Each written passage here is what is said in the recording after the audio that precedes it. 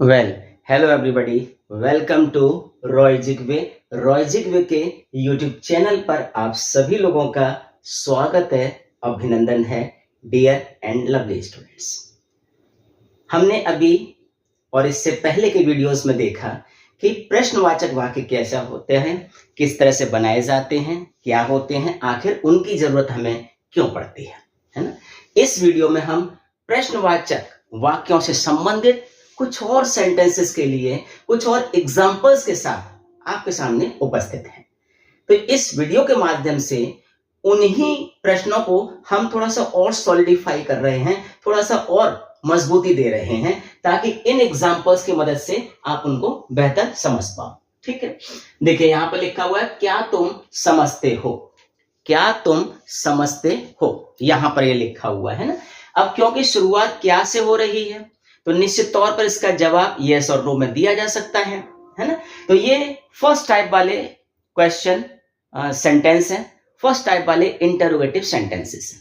तो क्या तुम समझते हो, और यहां पर लास्ट में ते हो आ ही रहा है तो ये प्रेजेंट इंडेफिनिट टेंस हो ही जाता है ना, वर्तमान वाला।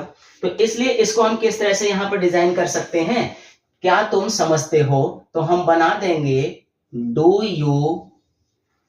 यू अंडरस्टैंड, क्वेश्चन मार्क लगा दिया, डू यू अंडरस्टैंड, है ना। अब इसमें अगर आप कुछ ऐड करना चाहते हैं अपनी ओर से तो वो ऐड भी किया जा सकता है। डू यू अंडरस्टैंड मी, क्या तुम मुझको समझते हो, है ना, क्या तुम मेरी बात समझते हो। Do you understand the system, क्या आप सिस्टम को समझते हैं। Do you understand the environment, क्या आप वायुमंडल या जो हमारे चारों ओर की आबो हवा है ना, वातावरण, क्या उसे आप समझते हैं। Do you understand rules and regulations, क्या आप नियम कायदे कानून को जानते हैं।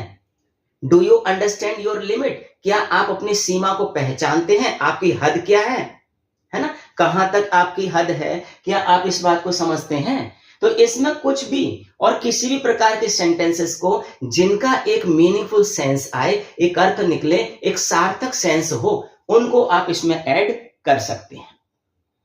दूसरा एग्जांपल देखिए, क्या तुम पढ़ते हो, है ना। तो शुरुआत क्या से हो रही है, इसलिए हेल्पिंग वर्ब से शुरुआत हो जाएगी, तो हम बोल देंगे यहां पर do you read, question mark लगा दिया।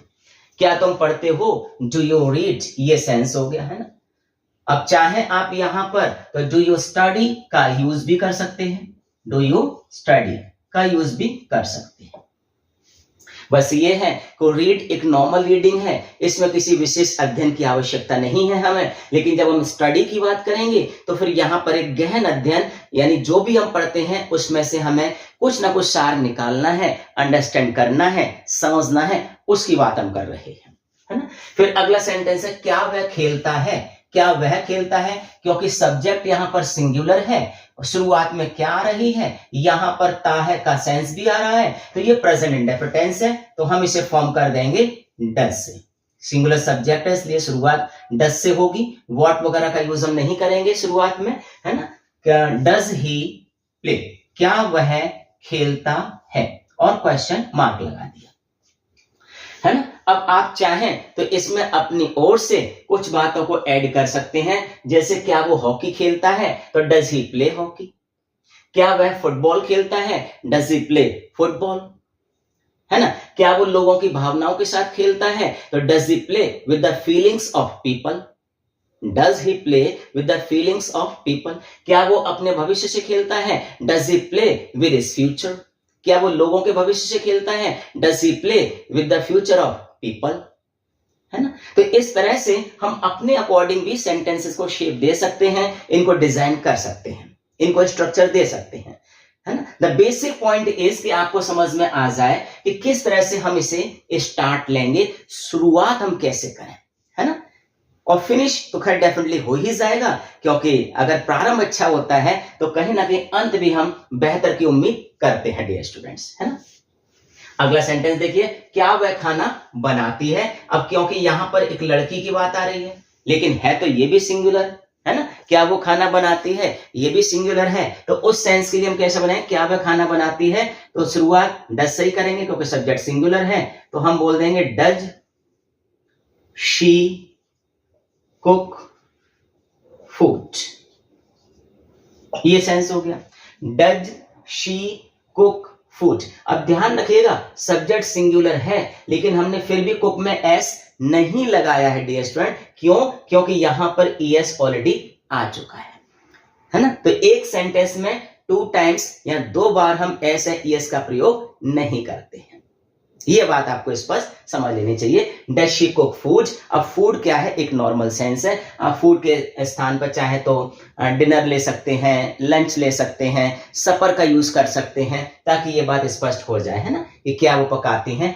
डज शी कुक फूड, है ना। अब यहां पर ये जरूर है, टाइम को भी ऐड किया जा सकता है कि does she cook food in the evening, sorry, does she cook food in the morning, है ना। Does she cook food during day, दिन के दरमियान पकाती हैं, बनाती हैं, तैयार करती हैं, कहा जा सकता है ना। अगला सेंटेंस, क्या वे मेहनत करते हैं, प्रेजेंट इंडेफिनिट टेंस है, तो यहां पर भी हम क्या बोल देंगे, क्या वे मेहनत करते हैं। अब यहां पर सब्जेक्ट हमारा वे है जो प्लूरल है, बहुवचन है, तो हम बोल देंगे यहां पर शुरुआत हमारी डू से हो जाएगी। जो भी हमारे पास प्लूरल सब्जेक्ट्स होते हैं उनके लिए हम डू का यूज करते हैं, तो डू दे, है ना।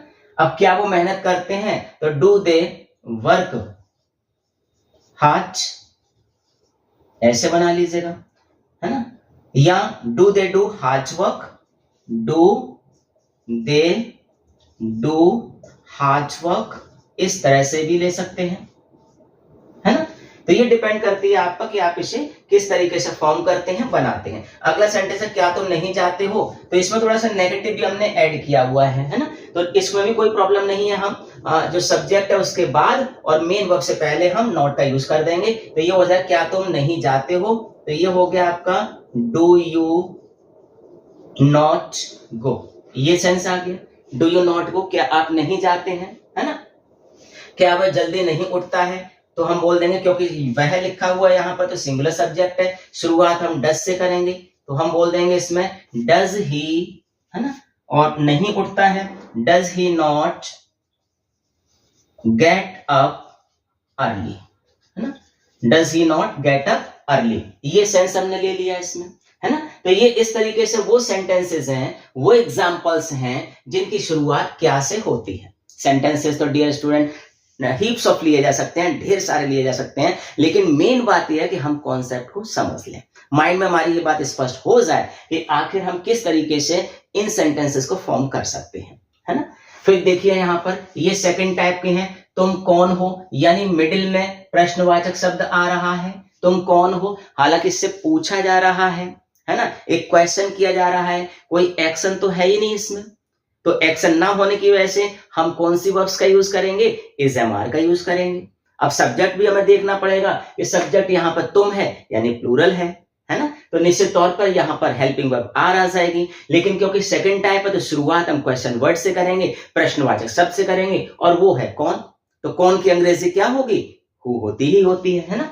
तो हम यहाँ पर लिख देंगे तुम कौन हो, तुम कौन हो, हु आर यू, ये सेंस आ गया इसमें, हु आर यू, तुम कौन हो। तुम कहां हो, तो कहां की अंग्रेजी होती है वेयर, तो ये हो जाएगा वेयर आर यू, है ना। तो पहले हमने कहा तुम कौन हो, तो हमने कहा हु आर यू, फिर हमने कहा तुम कहां हो, तो हमने कहा वेयर आर यू, तुम कहां हो, वेयर आर यू, है ना। अब ये आप पर डिपेंड करती है कि आप फेशियल एक्सप्रेशन कैसा देना चाहते हैं, है ना, उसमें एक अलग ही सेंस है, एक अलग लव है, एक अलग प्रेम है, उसमें वो सेंस जानना चाहते हैं, या फिर एक उसमें कहीं ना कहीं थ्रेट है, एक नाराजगी है, एक झल्लाहट है, वो एक्सप्रेस करना चाहते हैं। ये आपके एक्सप्रेशन से है, और इन सारे जो भी न्यूसेंसेस हैं, छोटे छोटे माइनर डिफरेंसेस होते हैं, इनके बारे में चर्चा आप निश्चित तौर पर देखेंगे कमिंग वीडियोस में, है ना। तो ये है वह क्या करता है ना, वह क्या करता है, प्रश्नवाचक शब्द ये है आपके लिए, वह क्या करता है। सबसे पहले इसी को लगाएंगे, साथ में ये प्रेजेंट इंडेफिनिट टेंस भी है, तो हम वही हेल्पिंग वर्ब यूज करेंगे, तो यहां हो जाएगा वॉट, हेल्पिंग वर्ब लग गया हमारा, डज है, ही वह है, तो व्हाट डज ही करता है, डू। ठीक है, देख रहे हैं ना कि हेल्पिंग वर्ब हमने यहां पर डज लिया है और मेन वर्ब यहां पर डू है ना। तो ये समझना होगा कि कब ये हेल्पिंग वर्ब के रूप में यूज हो रहा है और कब ये मेन वर्ब के रूप में यूज होता है ना। वह क्या करता है, व्हाट डज ही डू। वह क्या करती है, अगर लड़की होगी तो व्हाट डज शी डू। मतलब थोड़ा सा चेंज है बस, ही में हम एस डेवलप कर देंगे और ये लड़की कन्या वाला भी हो सकता है डियर स्टूडेंट्स, है ना। तो मैं कौन पढ़ाता है, बस यहां तुमको थोड़ा सा गौर करना होगा डियर स्टूडेंट्स। यहां पर एक अटेंशन, एक फोकस की नीड है कि जब भी हमारे पास मिडिल में कौन आ जाए तो सबसे पहले उसकी अंग्रेजी लगाते हैं, है ना। अब क्योंकि ये प्रश्नवाचक है, इंटेरोगेटिव सेंटेंस है, लेकिन साथ में ये एफर्मेटिव है यानी स्वीकारात्मक वाक्य है। तो जो स्वीकारात्मक वाक्य कौन के साथ होते हैं उनमें हम हेल्पिंग वर्ब डू या डज का प्रयोग नहीं करते हैं डियर स्टूडेंट। तो यहां डायरेक्ट हम क्या लगा देंगे, मेन वर्ब लगाएंगे। तो मैं कौन पढ़ाता है और पढ़ाने की अंग्रेजी होती है टीच, है ना। अब क्योंकि बात आ रही है कौन पढ़ाता है, कौन पढ़ाते हैं ये नहीं कहा जाए। पढ़ाता का मतलब एक व्यक्ति की बात आ रही है तो हम कहेंगे हु, और यहां पर हम इसमें क्या लगा देंगे, क्योंकि सब्जेक्ट सिंगुलर है हु हमारा, इसलिए यहां पर ये हो गया हु टीचेस। ठीक है, और यहां पर ये चीज तो मैं कौन पढ़ाता है, हु टीचेस यू, और क्वेश्चन मार्क आ गया हु टीचेस यू। तो ये वाली बात जो एफर्मेटिव सेंटेंसेस में डू और डज का यूज इंटरोगेटिव वर्ड के बाद नहीं करते, ये हु के साथ आपको याद रखना है। तो मैं कौन बुलाता है तो हम कहेंगे हु कॉल्स यू, है ना। तो मैं कौन पीटता है तो हु बीट्स यू, है ना। तो मैं कौन सिखाता है तो हु टीचेस यू, है ना। तो मैं कौन याद करता है हु मिसेस यू, है ना। याद करने का मतलब मिस करना किसी को, है ना। तो वो एक सेंस आ जाता है। उसने क्या किया, उसने क्या किया है ना। अब देखिए यहां पर लास्ट में या है आ रहा है, या है, ई है, ये है, या चुका है, चुकी है ना। ऐसे जब भी सेंस आते हैं तो हम समझ जाते हैं कि ये प्रेजेंट परफेक्ट टेंस है। और प्रेजेंट परफेक्ट टेंस में हेल्पिंग वर्ब क्या होती है, हैज और हैव होती है। सिंगुलर के साथ हम हैज का यूज कर सकते हैं और प्लूरल के साथ में हम हैव का यूज करते हैं डियर स्टूडेंट्स, है ना। तो ये बात आपको स्पष्ट हो जाएगी। उसने क्या किया है तो हम कह देंगे सबसे पहले हम क्या के लगाएंगे और ये हो जाएगी आपके लिए वॉच, है ना। वॉच हेल्पिंग वर्ब लगा दीजिएगा, उसने क्या किया है। अब यहां पर लड़का भी हो सकता है और लड़की भी हो सकती है ना। तो अगर लड़का है तो हम, या लड़की है लेकिन है तो सिंगुलर ही, तो व्हाट हैज लगा दीजिएगा, और अगर लड़का है तो ही लगाइएगा और लड़की है तो शी लगाइएगा। व्हाट हैड ही या शी, और यहां पर वर्ब की थर्ड फॉर्म का यूज होता है।